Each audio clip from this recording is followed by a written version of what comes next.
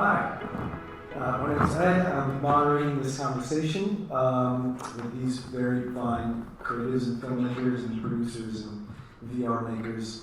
You just saw a trailer that has footage from all their experiences. If you haven't seen them, I urge you to. They are interesting and dynamic and different and colorful, and they sort of exist at this next step of VR, sort of learning from everything that came before and really taking this art form seriously. So if you haven't, go do. Okay, hi guys. I would like for you to all introduce yourselves and then give a minute or so, talk about your project, what it is, what your intention was, the story you were telling. Go for it. Oh, hi, I'm Julie Williams. Might be that mic. it's my Can you hear us? No okay? mics, right? No mics? Can you hear us? All right, no mics. Julie Williams. So everyone can hear that? Yeah, Julie Williams from Occupied VR in Toronto. We've been doing VR for about 4.5 years. Got a great opportunity with Samsung here to do a series for the pilot season, which was awesome. Our project's called Lightcatcher, which is a sci-fi based in the year 2150, where the Earth is digesting the human imprint and is making the surface uninhabitable for humans. So the choice now is for humans to either go up into space or go down into the ground, in order to survive. It follows 5 characters. One which is sort of an Elon Musk type character who has been trying to save the planet but actually ends up causing more damage, and then how his, I guess, godlike complex that he kind of gains through the duration of his testing and whatnot causes this massive effect that changes the lives of 4 other different characters and how they cope and relate to the environment and just life in their existence. Hi, I'm Ken Henderson with Breaking Forth, VR studio based in London, UK. Our series is called Robots.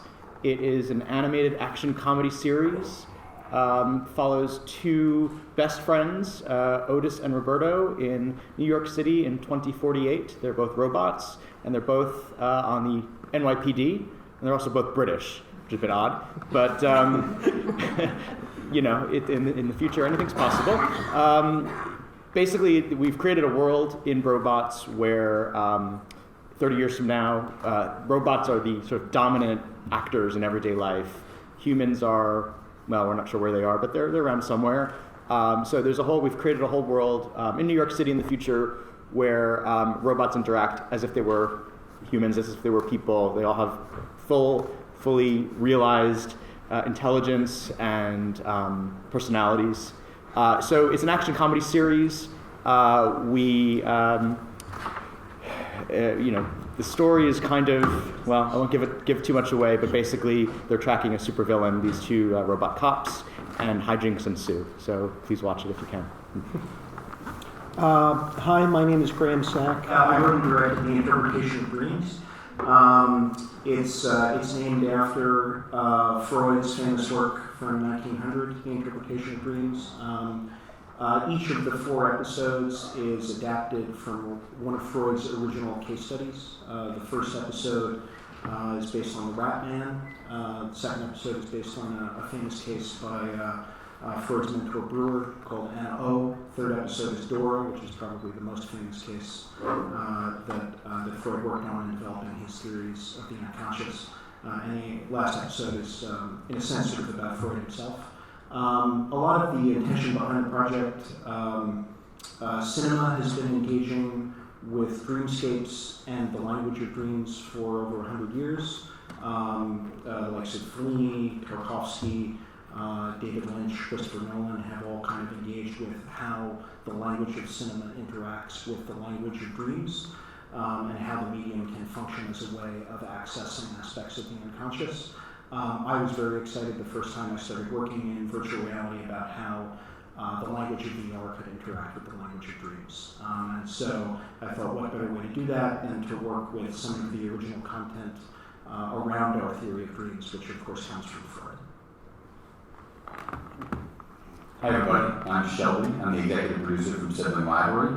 We produced a show called Hand Design, which was a 4-part episodic series rollout created by Paolo Antonelli and our studio in Little Italy, New York. We focused on themes of art design, an anthropological dive into death, self, and death again. All subjects that you might feel comfortable in, but hopefully we drove you to a place that garnered a feeling of something. I hope y'all watch it. We not only shot, edited, but we also worked with history and tried to provide a behind-the-scenes look where most people can't go, and that is the process of art. Awesome. So, I figure if you're here listening to this panel, you either do a lot of VR, you know a lot of VR, or you're really curious about how VR gets made. So, we're just going to jump into some real questions, no fluff, no bullshit. Let's talk about how these pieces got made and about your artistic process. So let's start with Jet. So with your project, it struck me about the visual language is you tell a story by ramping up and slowing down. It's a very pregnant story with a huge backstory. You're taking us to the future. There's a lot to catch the audience up on, and yet you continually find time to make moments out of certain scenes.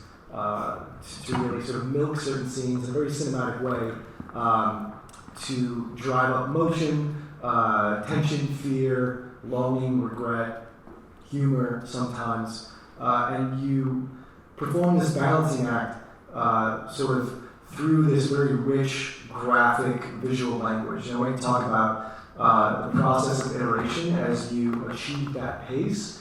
What it means to really sit in a moment in VR, what the construction of those moments are, and what the construction of exposition is in VR as it relates to your story. Yeah, I would say that what you're describing too, and how we came to that was probably the biggest challenge of this project. We were talking about this earlier at breakfast, but exposition, and storytelling sometimes don't really go well together, in the traditional sense. But I've been in VR and doing 360 film as well as doing film prior, visual effects.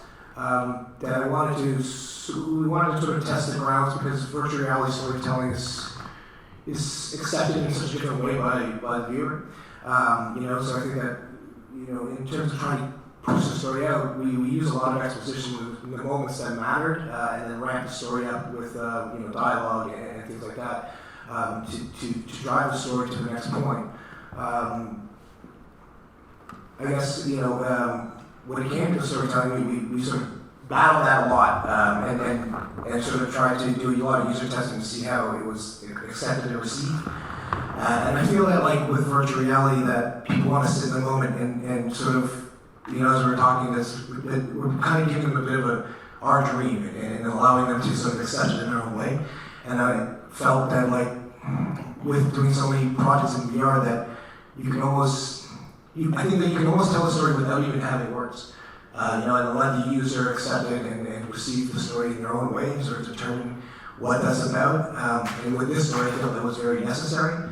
So, there was a lot of attempts, and we started off with a lot of exposition, and then we sort of went into a lot more dialogue and things like that, and then we kind of found that balance that worked, and hopefully if you guys get a chance to see it, that you'll think of it in that sense, and I think that for most of the viewers that see it, they all get something different out of it. Some people really like the story-driven parts, some people really like to just sit in the moment. We spent a lot of time with the environments and making sure that they were beautiful, and they actually told the story of the character as well as not just following the character on their own. I think that the challenge is still there. We're still working on it. It's something, and thanks to Samsung for actually allowing us to have the opportunity to sort of push those boundaries and sort of test those waters, because you don't really get that opportunity a lot in just traditional storytelling.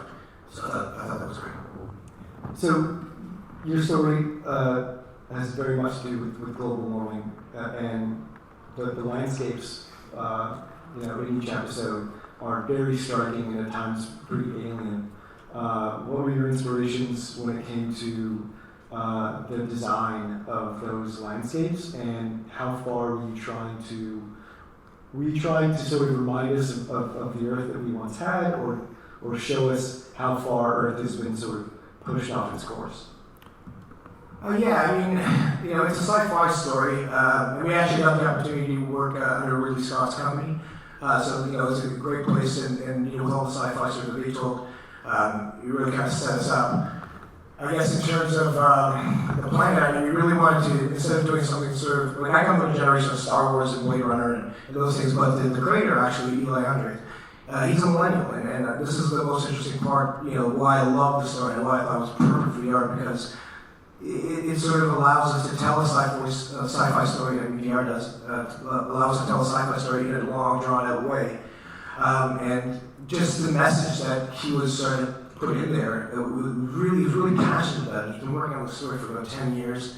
And I think that it wasn't until we kind of came and collaborated together, from my generation to his generation, that we really could sort of formulate what that was and get that message across. So in terms of the environments, we actually, we spent a lot of time really designing them, really thinking them through. There's ice ages, there's, jungles, deserts, all sorts of things. And each environment, the character that sort of runs through those environments is sort of similar to the environment, and we wanted to sort of show that connection, because I guess I see it too, but I think the millennials, see it a lot, is that connection is being lost. That connection with the Earth and the energy of the Earth and the energy together, and that we're always striving forward, but we're not really thinking about, where we're coming from, and that's sort of the message of the story, and I felt that, I think that we did a good job of sort of relaying that in the imagery and the storytelling and just the overall undertone of the idea. Good. Ken? Yeah. So Robots it's awesome, it's funny, it's engaging, it moves. You're telling a story with two principal characters, with a lot of background characters, in a world that, looks like a microchip, basically. It's just a very sort of graphically, beautifully rendered world.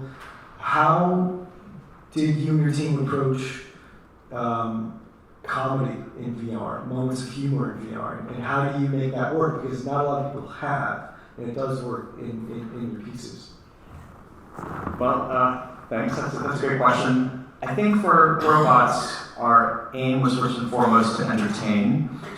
We tried to, this is echoing, it sounds weird to me. Okay. We tried to shy away from explicit jokes in the sense of, stand-up comedy or anything like that, and really focus on the fun element. So we think the comedy comes from kind of slightly absurd situations and, really just the interplay and the interaction of the characters, which I think reflects, the comedy of everyday life, where you have two mismatched partners partners who are on the police force, who are complete opposites from each other, how they interact with each other, how they interact with the world around them. They have their vulnerabilities, their weaknesses, just like any human. And there's a little bit of an absurd quality to that because they're not human. So I think we definitely approach it from this sort of absurd, very humanistic type of comedy. Now, how that relates to VR, I think the physical element is really important, and you have the sense of intimacy with the characters. You are effectively fly on the wall, following them around on this journey through various landscapes in the city and the buildings, and you kind of get up close to them, and you really are able to hopefully feel like you are kind of in on the conversation, in on the joke in a way, but still detached enough that you can see the absurd quality of it all. So I think that VR allows for that intimacy. So I noticed that the camera is pretty much always, I'm always moving throughout that story, throughout the episodes, be them sort of dynamic big swings or sort of a constant crawl. And obviously there's a relationship between the two principal characters and you, the camera, as you move through that space. Can you talk a bit about the iteration process, working in game engine? And I know we talked a bit earlier about sort of periods of rewrites or rethinks, or sort of where the creative starts to go through revolutions. Can you talk about what that process is when you're working with a game engine VR project? Sure. So we created robots in Unity, and it was great to be able to work in a game engine because of flexibility that it affords us as creators. I'm executive producer of the series, and the one thing I would say to the team is make sure the audience is not bored and not confused 100% of the time. So that's what we strive for. And it was, there were quite a number of times where we veered off of that track and we had to rein it back in. There are certainly scenes with action, and in a way those are the easiest scenes because the action is interesting in and of itself. But sometimes you also have more intimate scenes. For example, there's a scene between Otis and his wife where you're just observing them talking, and we really wanted to make sure that viewers weren't left bored or sort of waiting for the next scene. We really wanted to keep their interest in that. And one of the things that we did is this camera movement. As you said, the camera is almost always moving, and the camera is really you. You are the camera. And we feel that this is a really powerful directorial tool that's unique to VR. The way that you can keep moving, you're going on a journey, you're following the characters. So in that one scene, which is a more intimate scene, the camera is kind of slowly panning around them, and your perspective on the two characters is changing subtly. You may not even notice it at first, but we think it helps to keep the dynamism alive in the scene. But in terms of iteration, we didn't have that originally. We didn't have any movement in that scene, and we realized that it needed something more. Camera movement is just one of many tools that we use. We also use music. We also realized that in terms of iteration, we need to bring the characters to life more. I mean, they're effectively kind of talking vacuum cleaners. They don't really look human. They don't have faces that have a lot of movement or animation. And we realized we need something more. And the animators are great in terms of kind of limb movements and some of the eye movements, but we realized that we need to give speech lights to most of these characters, these robot characters, to indicate when they're speaking, so that you kind of have a visual cue. And that was something we added later, where we realized we needed after the fact, and it wasn't originally part of the plan. So and we think that gave them more of a make them feel more alive. All right, great. So, of all the pieces up here, I feel like yours hinges on performance the most. The believability of performance without the sort of dazzle of sci-fi or an animation, or without the sort of, creative and artistic drive of a docu-series where you're trying to inform but also, illuminate. With your piece, it's really oftentimes you're in a space with an actor, and that actor has to perform and perform convincingly. Acting in VR is tricky.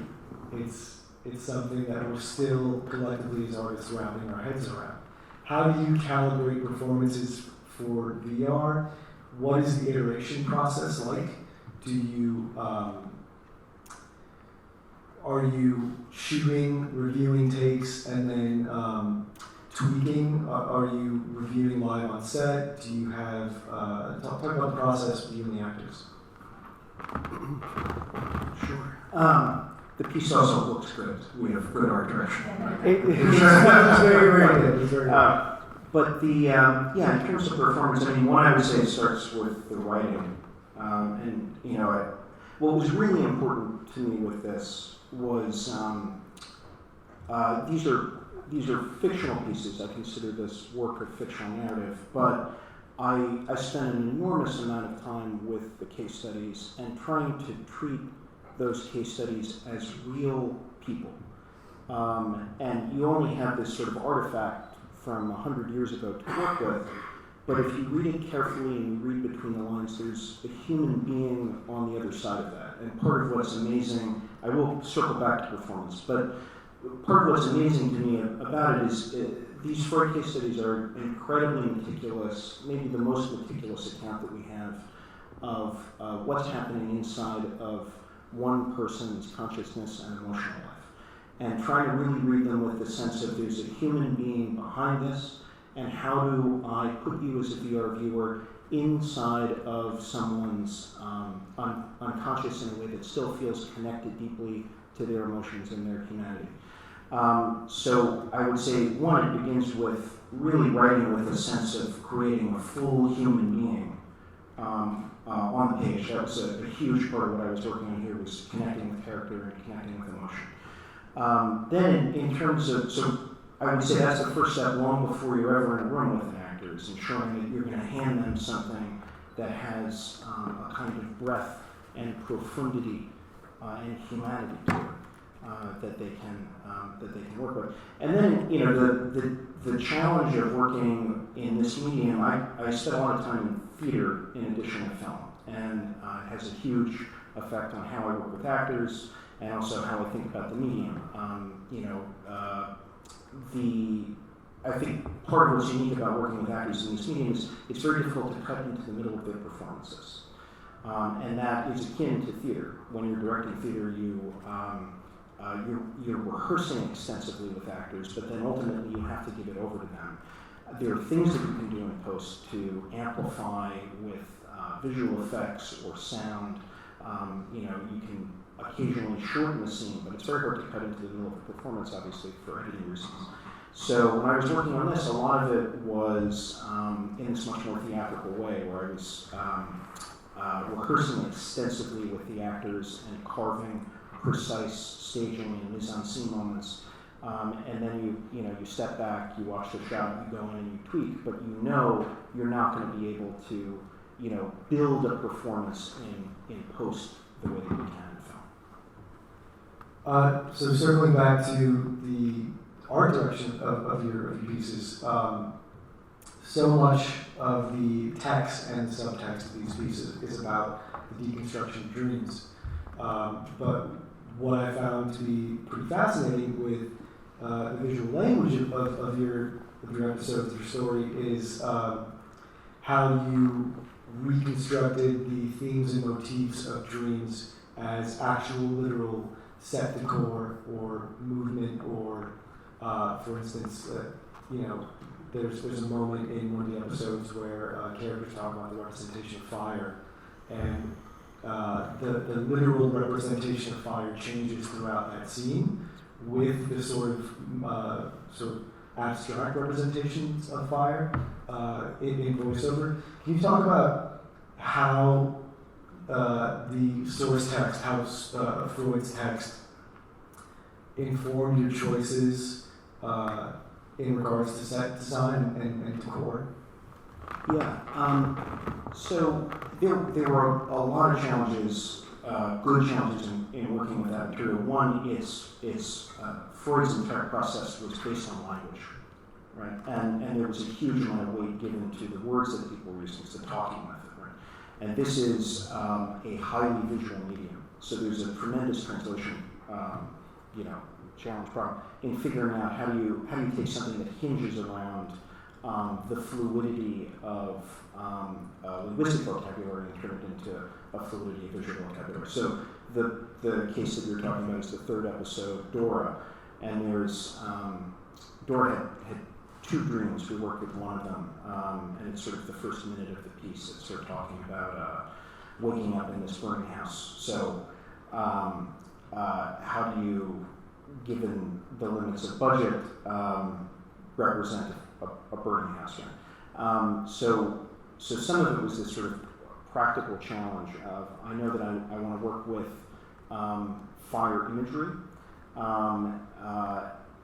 but in some way that's going to be containable within the medium. So one of the things that we did was you're actually placed inside of this burning dollhouse in one of the shots you saw, actually in the trailer. So there were some practical issues around that, but a lot of it is building up a kind of associative vocabulary over the course of the piece. So her case hinges around images of fire, the end of childhood, and this kind of faceless figure that sort of keeps reappearing. And we were talking about this before. There's an avant-garde theater director who I really admire named Anne Bogart, who makes a lot of avant-garde, more abstract work. And one of the things she talks about is having a light behind a veil. The idea being that when you watch the piece, you should have the sense that there's something emotionally powerful behind it, but it needs to be a little bit hidden so that you constantly feel that something is happening in there of significance, but I can't quite grasp it, and so it preserves the mystery and the sense of importance. And that's a lot of the way these pieces are sort of built, is you have the sense that there's some deep emotional resonance around the imagery, but you can never entirely pin down. Shelby. So, we just found out that we're actually old friends quite recently by our mutual friends. With Am Design, it's apparent just with the format of the piece, which is every episode is its own contained episode, and it is about sort of unlocking a truth about art and design as it relates to humanity and also death. The goal of that format is a bit different in some ways from the goal of a traditional narrative, fictional narrative. Specifically, you're attempting to illuminate and explain through art. But what I was struck by with the entire series is how abstract you and your team went in sort of communicating or illuminating to the audience. And I'd love for you to talk about sort of what the dry learnings of each episode were, and how you and the team sort of pulled those apart and abstracted them in design, in interpretation, not just for VR, but just thematically. We had been talking about Am Design for a while as a 2D program, and it was always something that Antonelli had wanted to make. And she didn't really know how to make it. She knew the idea was in there, and the idea was solid. It was an anthropological study on design and art and artists. When the Samsung program came around, it enabled us to think about it in an immersive way. And that was another peel off the onion. And each time we peeled deeper and deeper, we were able to dive more interestingly into the type of storytelling that we were going to do. I think we started with like 140 topics, we got down to 50, we went to 24, and we wound up at 4. And those are all artists, so the source materials is just being created by artists. It was on us to say, what is going to work for this 4-part series? I think for Am Design, the goal is to take it moving forward, continue and try to roll out more episodes of 24 or 40, however, distribution platform looks at it. But for the 4 episodes that we studied, we tried to take the viewer on an emotional roller coaster from the start of death into self and then into death. So each show was not only hopefully pulling at your heartstrings, but also showing you something that you wouldn't be able to see. In the opening remarks, I said, we have a studio that supported not only the live action shooting, but also creating things like visualizing your last breath, seeing your dress come together. That was to my benefit, is that we had a great studio to put together some really amazing visuals. We also had Antonelli, who ultimately wanted this to be a hosted show. She wanted to be the curator that she is, but also take you on a journey and introduce you to people that, as I said before, probably will never get a chance to meet, to see their process, and hopefully anthropologically get drawn into that. But we went in with a lot of goals. We went in with, how do we tell an immersive story? How do we guide a viewer through a story? How do we draw emotion out? How do we make it visual? And ultimately, how do we make the viewer stay? Those are our design challenges, if that answers the question in a roundabout way. Yeah. I feel like, personally, there's a relationship between art and legacy, and I think that's true for a lot of different artists. I'd be curious, just kind of specifically with some of the content of Am Design, what's the relationship, or what's, if there's a takeaway or a possible interpretation, What's the relationship between art and death?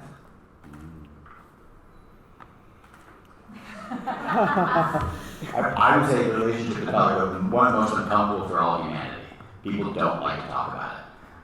When you talk about it in an artist's interpretation, you're allowed all of a sudden to say, we 3D printed masks, or we made material that dissolved off of people. The interpretation of death through the eyes and lens of art really allows you to talk about it, as much as talking about self or love or food. It was, when we sat down with Samsung in the very first meeting, it was the thing that we took the deepest breath on before we pitched it, the thing that they pushed hardest back on, and I think the first episode that we launched with was death masks, and ultimately that might have been the most successful one. So I do think it was that pushing and pulling of back and forth that made it better. Neri Oxman is a professor at MIT. She creates death masks from last breaths of air.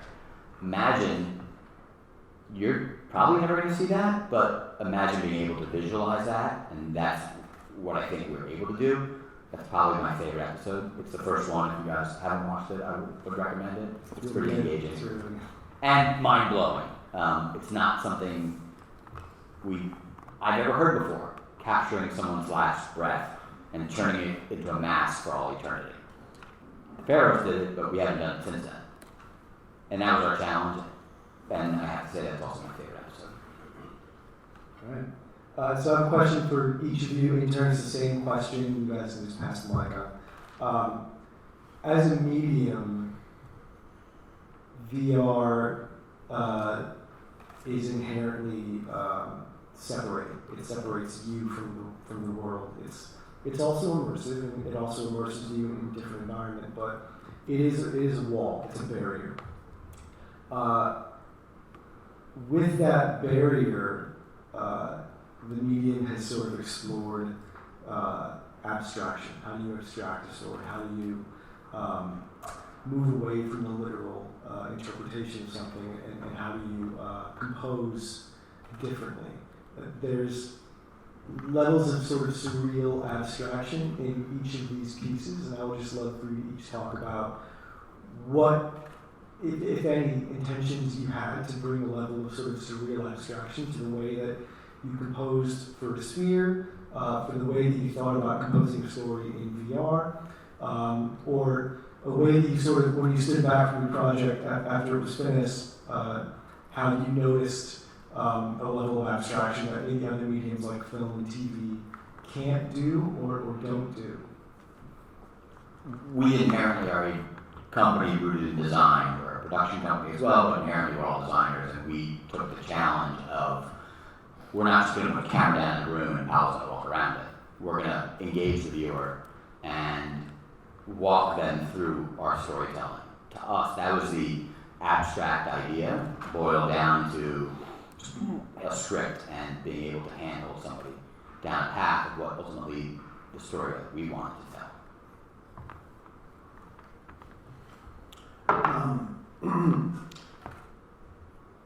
Well, I sort of, by the nature of the project, mine was obviously very far in the direction of surrealism. I sort of started to talk about this before with this issue of, each piece having its own internal language. What you're meant to feel is sort of that you're a kind of visitor in someone's consciousness. And so if you were that, if you're a therapist starting a therapy session with a new patient, you're sort of dropped into the middle of a rich world that has an enormous amount of significance to that person, and you feel that sense of significance, but you don't necessarily know how the pieces connect together to begin with, right? And as you go on, you start to understand, okay, there's some relationship between that and that, between fire and this person.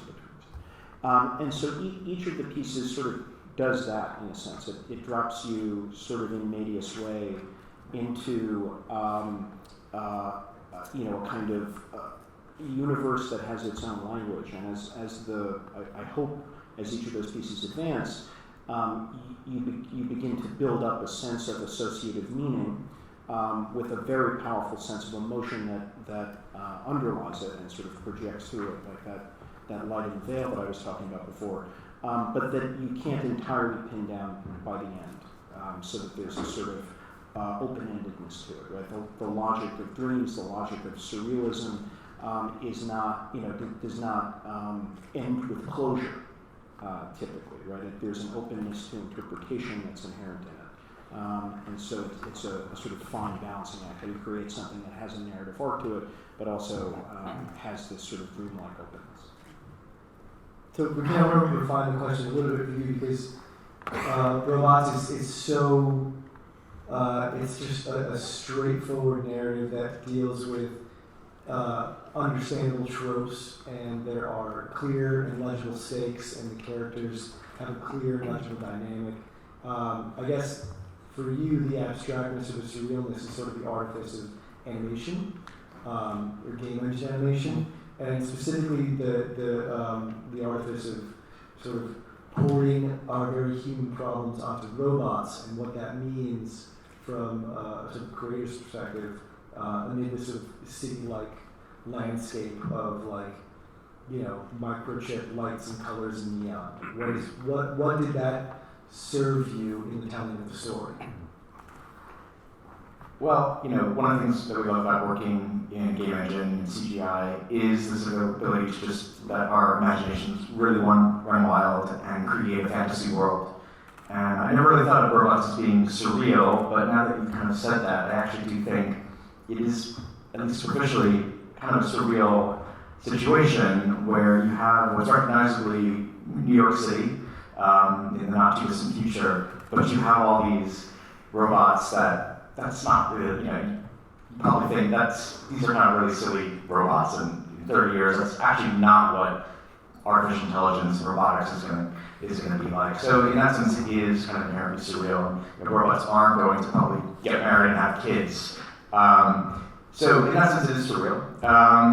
But we thought very hard about creating this world, and actually, without giving too much away, in the 4th episode, this sort of surreal kind of fake future New York City of robots is punctured by something that is more, let's say, or less surreal, whatever the opposite of surreal is. Kind of real, perhaps jarringly, and you realize, and hopefully at least our goal is to make you realize as a viewer that actually the future is kind of surreal anyway, and I'm sure that people would think that us sitting here talking these funny things, was probably some sort of fever dream that somebody might have had hundreds of years ago. So I think that is, we do want to kind of have reality periodically be injected into this otherwise kind of crazy fantasy. And I think that just the medium is really great for that, being able to do that. I might answer this question a little differently than everyone, just based on your original question. But you're talking about the wall, and that VR offers. At the end of the day, whether it's 2D or VR or visual effects, I'm a filmmaker, and I think that the greatest thing that a filmmaker could ever ask is commitment. And I think that the beauty of VR is that the audience is committing before you're even showing them anything. And in a way, I think that's almost surreal. And you talked about telling a story in a sphere. That I think that sort of lends itself to a new way of people receiving storytelling. And when we're for Lightcatcher, when we were thinking about telling the story inside of the sphere, and we have people committed inside, we really wanted to bring the things that we loved about flat film into there, cinematography and just real depth. And we felt that we had a chance to give them an experience that was different than you could get just at the theater because they're so committed. And I was thinking about just approaching it, and when I was thinking about when I watched a film on a screen like this, different directors use the screen in different ways. If you take a Tarantino, he gets a super wide lens, and then you have the screen, and you have black bars on the top and bottom. It's a super wide across. So that's the approach that we wanted to take to the sphere, and to the storytelling side of this, is that we didn't want to be sort of truncated into the 360-ness of it, that we wanted to be able to utilize the whole entire sphere to tell the story in different ways and draw the attention, and then also push the attention and see if we could play with that. And I felt that may have brought a surreal way of telling the story and a surreal way of accepting the story, for the viewer. So what's interesting about both of your pieces actually is that VR is inherently sci-fi. You're wearing a thing like a face. It's got microchips and lenses and batteries and all that jazz. Do you perceive a higher sort of rate of acceptance between the apparatus of VR and the genre of sci-fi? That's an interesting question. I mean, I love sci-fi, so I love the headset and everything that sort of comes. But I don't think that. I mean, maybe in a certain sense to the people that are purchasing the headsets, like how fast it's getting out there. But I feel that with time, it's going to start lending itself into the hands of people that don't necessarily want to see sci-fi. So I think that inherently, yes, that sci-fi is a very easily accepted format, but I also think that VR has so many stories to tell that aren't sci-fi, and so many places we can go. I think that we're just starting to scratch the surface of storytelling inside of VR, and that I love each and every one of these guys' pieces, and I love the fact that we're all different. Everyone's got a different story, and a different format, and a different style, and it's amazing. And it's interesting to me. It's like, imagine the four of us collaborated.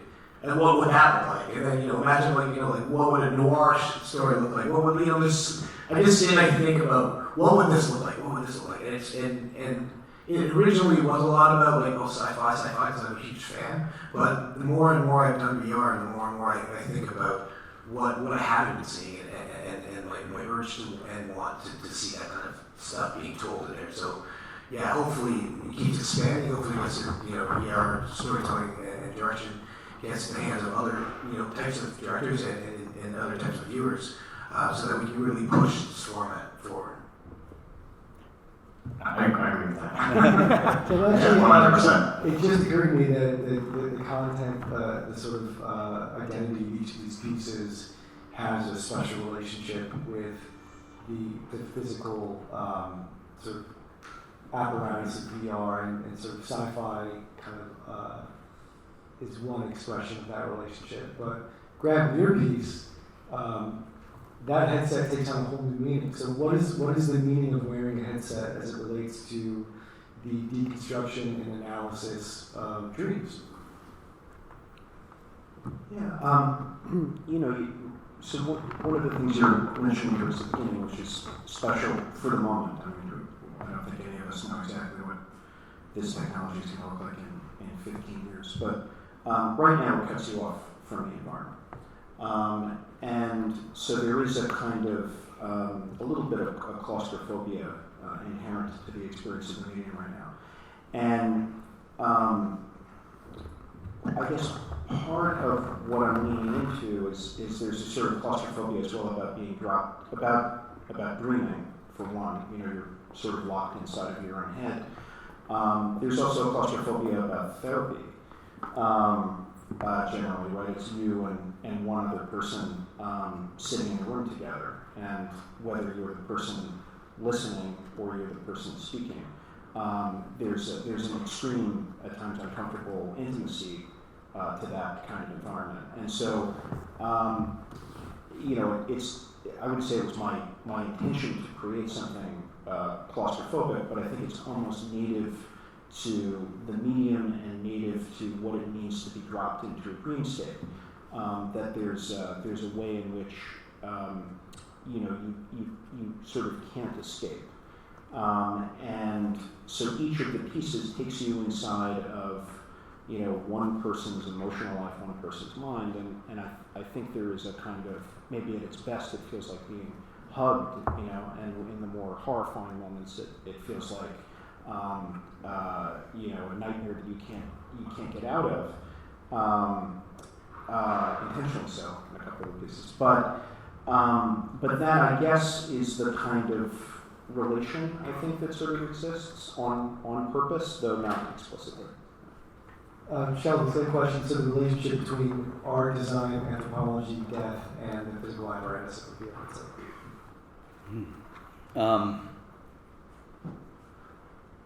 I'm going to set it up as once again the challenge. I think everyone's talked on some of the claustrophobia, the intent to make people feel something.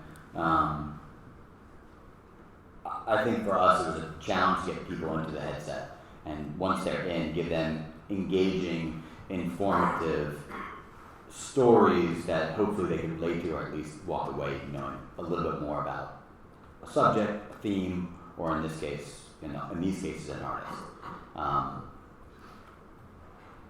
We looked at this as a hosted show, and when you watch Anthony Bourdain, you watch the Vietnam episode because you want to learn about that. We created a template that when you go on your own journey, there is a bit of choose your own adventure to it. We wanted the viewer to be guided through the story, but also have the ability to, I don't want to choose death right now. I'd love to hear more about self or love. So I think it's a gateway. We none of us know where it's going. I don't think anybody in this room knows where it's going, but this is definitely a platform with which everything else can build. Storytelling being the preeminent factor, but also the journey that the viewer takes. If you decide to go in there, hopefully the journey that you've chosen is worthwhile. This was a wonderful panel. This was just like amazing. I want to acknowledge that we are 5 mostly white guys up here on the stage in a medium that I don't want to look like the way film and TV has looked for the past century, which is white male dominated. So let's give a round of applause to Anna and Tanya who organized all of Samsung's pilot season. And I look forward to next year when there are 5 women up here. That's it. That's all I got. Yep, take a little bit. Thank you so much.